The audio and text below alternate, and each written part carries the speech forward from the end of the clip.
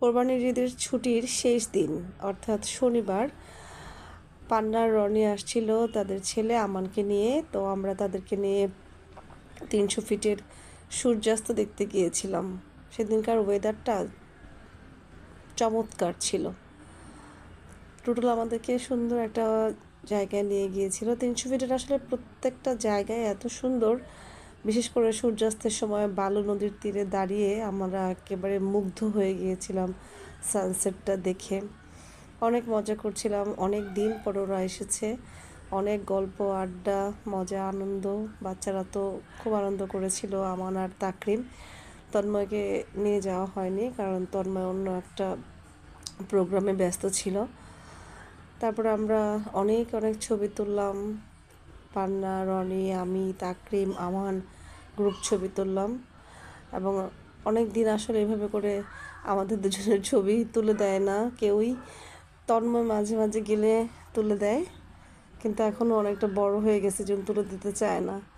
এক পর্যায়ে বাচ্চারা তো নদীর পানিতে ঢিল ছুটতে যেয়ে কী যে আনন্দ পাচ্ছিল বলে বোঝানো যাবে না।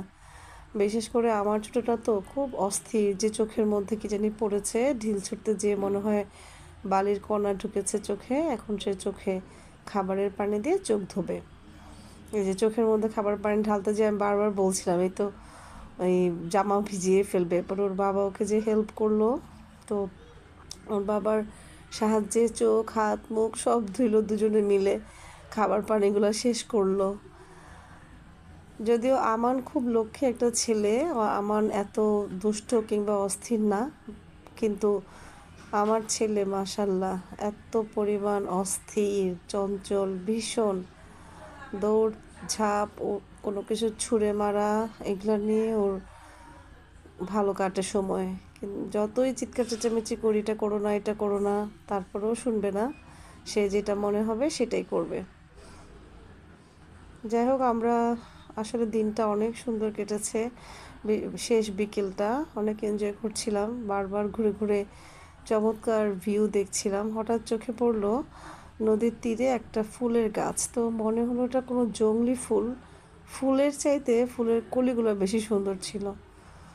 শেষ বিকেলের সূর্যাস্ত দেখলাম, আর এই রাস্তাটা এত সুন্দর। আর বাচ্চা দুজন তো ফাঁকা জায়গা পেয়ে দৌড়ঝাঁপ লাফালাফি করে। আমার খুব বিরক্ত হচ্ছে তাকরিমের উপরে, কিন্তু আমি বললাম আসলে কিছুই করার নেই, ও এরকমই। ও খুব ভদ্রটা লক্ষ্মী বাচ্চা। আমরা তারপর ওখান থেকে বেরিয়ে আবার বাসার উদ্দেশ্যে চলে আসলাম। রাতে পান্না এবং রনি আমানের আমাদের বাসায় রাতের খাবারের দাওয়াত ছিল। তো আমি এসেই তাড়াহুড়ো করে রান্নাবান্না শেষ করলাম। খাওয়া দাওয়া শেষ করতে করতে রাত প্রায় 12টা। পান্না বেশ কয়েকবার বলছিল যে আমরা চলে যাই, তো টুটুল বলল যে না, তোদেরকে দিয়ে আসবো, এবং যে কথা সে কাজ, ওদেরকে বাসায় পৌঁছে দিয়ে আসলো। এর মাঝে আমরা ছাদে গিয়েছিলাম, ওদেরকে একটু ছাদটা ঘুরে দেখালাম। বেশ ভালো সময় কেটেছে আমাদের সত্যি।